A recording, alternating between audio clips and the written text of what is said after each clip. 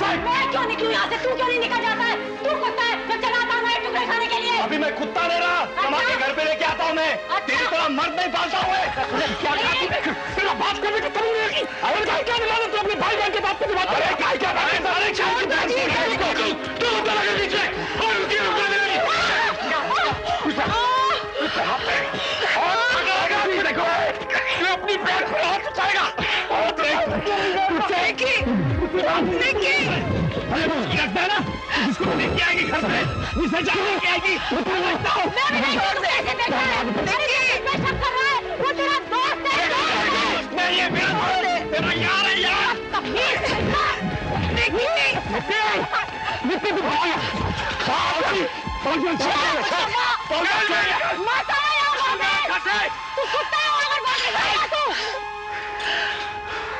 अरे जात संजीव जाना नहीं किसको मत लेकर क्या नहीं यहाँ पर? नहीं मानी तू? मैं नहीं डरती। मैं क्यों डरूं? मैं किसी से नहीं डरती हूँ। छोड़ दो मुझे सब कोई। संजीव जाना नहीं बेटा।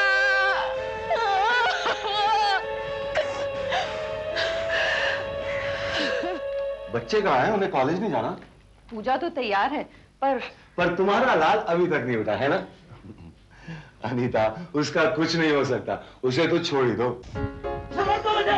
इतना बड़ा हो गया तो भैया और अभी तक कॉलेज में ही है और अगर इसी तरह सोते रहा तो पता नहीं कितने साल वहाँ बिताएगा। कहना क्या चाहती है? मैं बताता हूँ।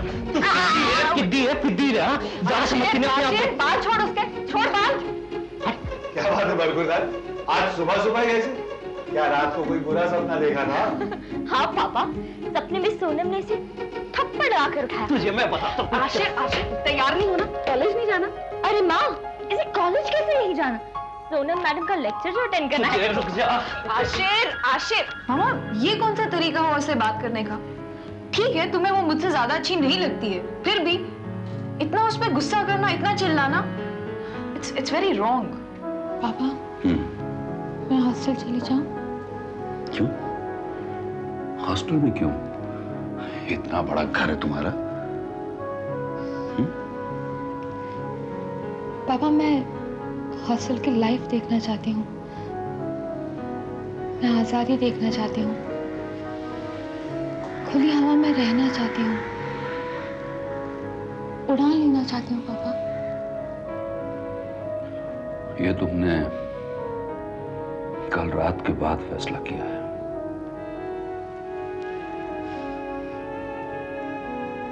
जी पापा, कल रात में ठीक से सो भी नहीं पाई। पर बेटे, उड़ान से ज्यादा तुम इस घर में रहना नहीं चाहते। पापा जब माँ मुझे समझ ही नहीं सकती तो?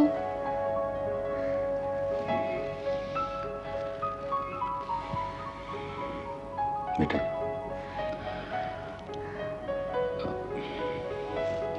रिश्ते, रास्ते और मंजिल, इनकी कोई सीधी राहें नहीं होती हैं, अपने ही मोड़ होते हैं और इन्हें समझा नहीं जाता, जिया जाता है, वो भी हक के साथ। और बेटे, हक कभी मिलता नहीं, हमेशा छीना जाता है। तुम जियो तो हक के साथ।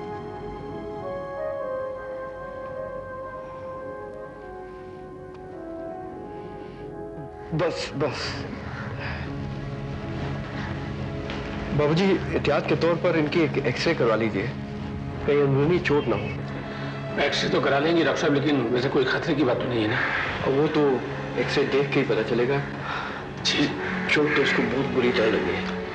आइए डॉक्टर साहब।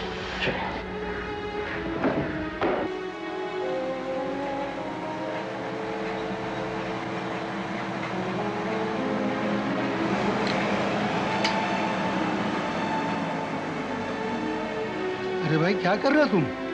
हाँ, क्या सोच रहे हो? अगर तुम्हें यहाँ नौकरी करनी है तो घर की बातें घर पे रखा करो। ये मशीन किसी को बख्शता नहीं, अगर हाथ पैर चला गया तो दवा दारू करते करते जिंदगी निकल जाएगी। और तुम्हारे घर में कोई दूसरा कमाने वाला नहीं बचे। चाचा, मैं आपका हमेशा एहसानमंद रहूंगा। आप जाइए, आपका काम कीजिए, मुझे भी काम खत्म करना है। चलो, प्यार से करो बच्चे काम, ध्यान से।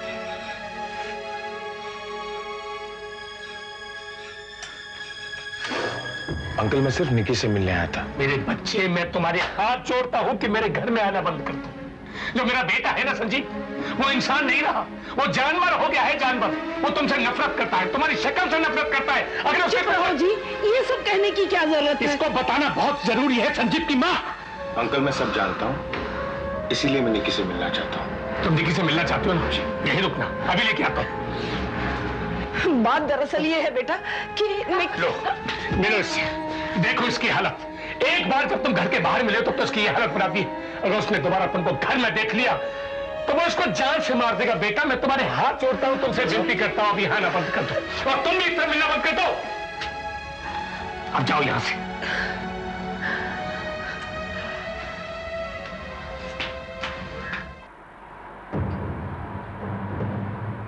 संजीव, कुछ बात करनी है मुझे तुमसे। मुझे तुमसे कोई बात नहीं करनी है। नहीं, आज मेरी बात सुनेगा तू। मैं बहुत दूर से आया हूं और मेरी बात कह के ही जाऊंगा।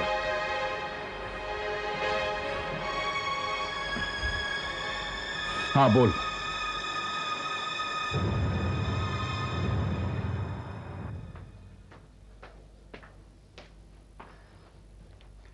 क्यों भाई, क्या सोच रहे हो? कुछ नहीं डैड। लोगे? No thanks dad.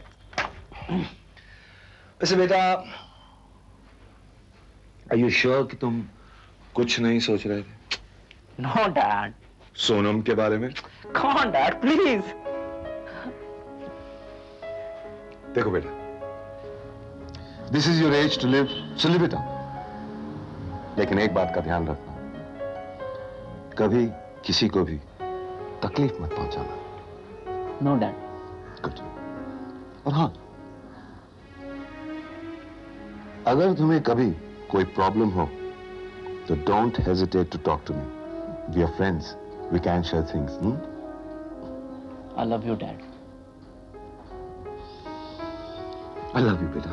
क्या करना है तुम सोचो। ये रोज भूल जाने की धमकियां तो क्या करो? पूरा तुम्हें लगता है कि जाना नहीं, प्लीज गो अहेड। लेकिन मैं विशाली को और बड़ी हो। मैंने ऐसा क्या कह दिया विशाली को जो आपने सारा घर सर पे उठा लिया है? मामा प्लीज चुप हो जाइए। मैंने कभी दोनों बच्चों में फर्क महसूस नहीं किया। जहां सोनम वही रुशाली, दोनों मेरे लिए बराबर है। कभी मैंने नहीं कहा कि रुशाली पहले, सोनम बाद में। हाँ, लेकिन सोनम की पहल तो खटकती है ना, और क्यों ना खटके? तुम्हारी अपनी थोड़ी है। मेरी अपनी नहीं है, लेकिन अपनी से ज्यादा है। अपनी से कम या ज्यादा अपनी नहीं हुआ करती। और जब मैंने मान लिया कि फर्क आ जाता है तो तुम भी मानो ना, क्यों छुपा रहे हो? यही तुम्हारी जबरदस्ती रहती है समय। मेरी जबरदस्ती नहीं है, तुम छुपा रहे हो। समझ लो जो चाहती हो तुम। ठीक है, मैं कुछ दिनों के लिए सोनम को लेके जा रही हूँ, बस। सोनम से पूछ लो, रुशाली बगैर रह सकेगी, जा सकेगी उसके बगैर? अब बड़ी हो गई है, रह लेगी। ठीक है, जाओ। सोनम, अपना बैग पैक कर लो, हम नानी के यहाँ जा रहे हैं। तू चली जाएगी मेरे बगैर? पहले कभी गई हूं, तो फिर अब भी नहीं रहूंगी।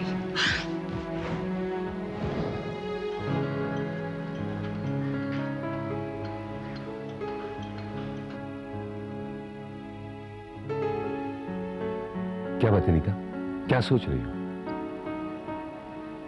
मैं आपसे एक बात पूछूं? आप बुरा तो नहीं मान जाएंगे? पूछो। मैं कई बार जब आपको और आशिर को देखती हूँ तो डर सी जाती हूँ। I mean, वो बाप बेटे का रिश्ता लगता ही नहीं। कहीं हम अपने बच्चों को बड़ा करने में गलत तो नहीं जा रहे? कहीं हमने उनको ज्यादा आजादी तो नहीं दे दी? नीता, जब मैंने उन्हें कैद ही नहीं रखा तो आजाद कैसे कर दूं? जानते, मेरी जिंदगी में हमेशा दो चीजों की कमी रही है। एक बाप की, जिसे मैंने 8 साल की उम्र में ही खो दिया था,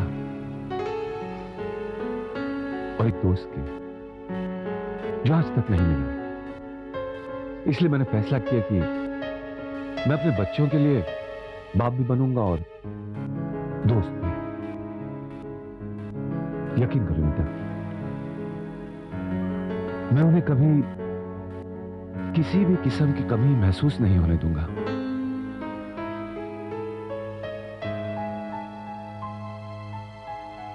संजीव, है जो तुम चिल्लाते हो, मुझ पर हाथ उठाते हो, ऐसे मत समझना कि मैं कमजोर हूं। क्योंकि संजीव, ये जो तुम आज कर रहे हो, ये अपने पिछली जिंदगी में मैं रोज करता था। संजीव, तुम्हारी हर बात का जवाब मैं तुम्हें बहुत अच्छी तरीके से वापस दे सकता हूं, पर संजीव, मैंने अपने आप से वादा किया कि मैं ऐसे नहीं करूंगा। इसलिए संजीव, आइंदा ना तो तुम मुझसे आवाज उठाकर बात करोगे, ना हाथ उठाने की कभी कोशिश करोगे। तुम्हारे घर का नहीं खाता मैं, ना तुम्हारे राशन कार्ड पर मेरा कोई नाम वगैरह लिखा है। और संजीव, वैसे तुम्हारे कोई एहसान नहीं है मुझ पर, ना ही मुझे शौक चढ़ा है तुम्हारे घर आने का। हाँ, तुम्हारे घर पर आया था मैं, पर मुझे सिर्फ तुमसे दोस्ती करनी थी। संजीव, मैं तुम्हारे माँ बाप की बहुत इज्जत करता हूं, और यही बात तुम्हारी बहन निकी की। उसका नाम मत ले।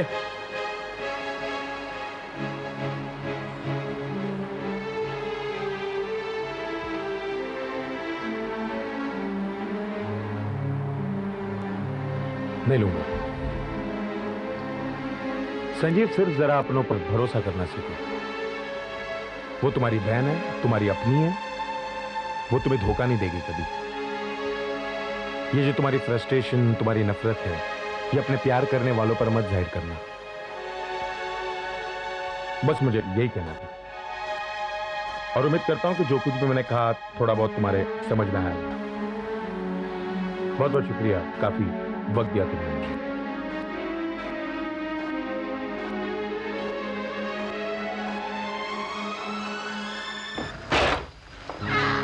गुड इवनिंग सर, आपने मुझे बुलाया? हाँ संजीव, तुम यहीं रुको, मैं अभी आया।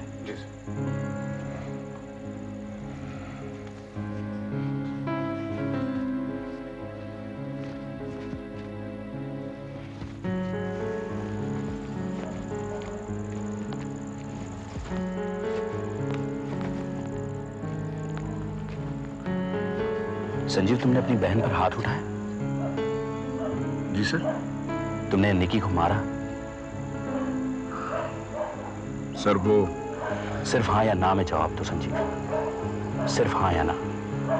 दरअसल वो हुआ ये सर कि वो हाँ या ना।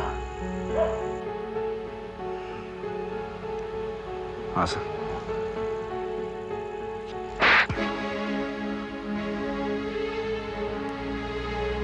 क्या हुआ सर? संजीव, मैंने कभी नहीं सोचा था हमारा रिश्ता यहां तक आ जाएगा। मैंने कभी नहीं सोचा था कि मुझे तुम पर हाथ उठाना पड़ेगा। संजीव, मैंने बहुत प्यार किया है तुमसे, और तुम्हें बहुत ज्यादा सहा है,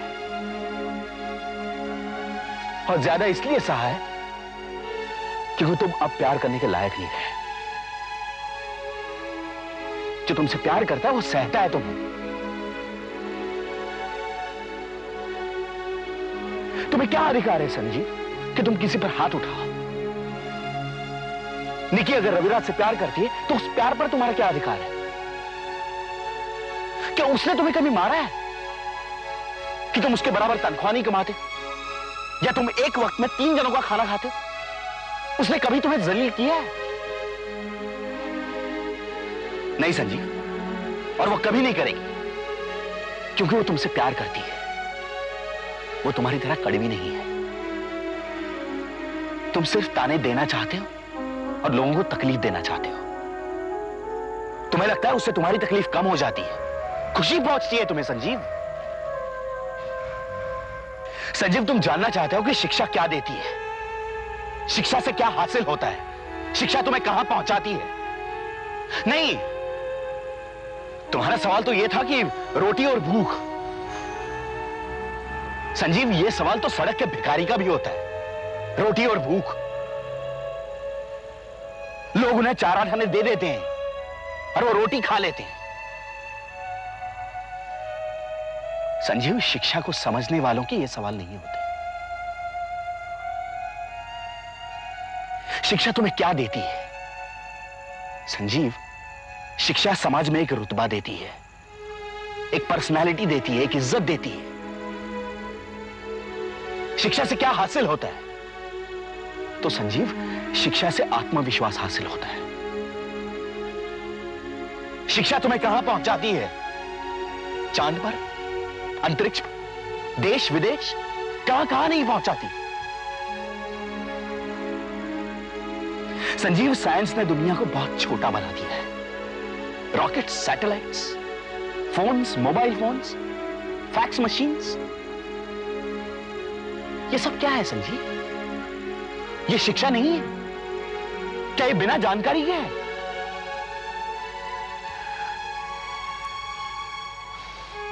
संजीव, अगर तुम्हारे घर में मिट्टी का तेल नहीं आता तो इसमें शिक्षा का क्या कसूर है? अगर तुम्हारी बाबूजी की फैक्ट्री में लॉकअप नहीं खुलता तो क्या शिक्षा का दोष है? तुम्हें नौकरी नहीं मिलती या तुम्हारी बहन की शादी नहीं होती तो क्या तुम शिक्षा को सूली पर चढ़ाओगे? वाह संजीव, अगर बात करना चाहते हो तो उन लोगों की बात करो जिन्होंने शिक्षा से बहुत कुछ हासिल कर लिया है। नाम सुनना चाहते हो उनके? छोड़ो संजीव, तुम सह नहीं पाओगे, क्योंकि तुम एक कमजोर, हारे हुए, रेंगते हुए, गिड़गिड़ाते इंसान हो। जब कभी बिना हाथ उठाए अपनी काबिलियत पर कुछ हासिल करना चाहो तब मेरे सामने आना। तब तक अपनी शक्ल मुझे मत दिखाना। हम आखिरी बार मिल रहे हैं। Sir, good bye.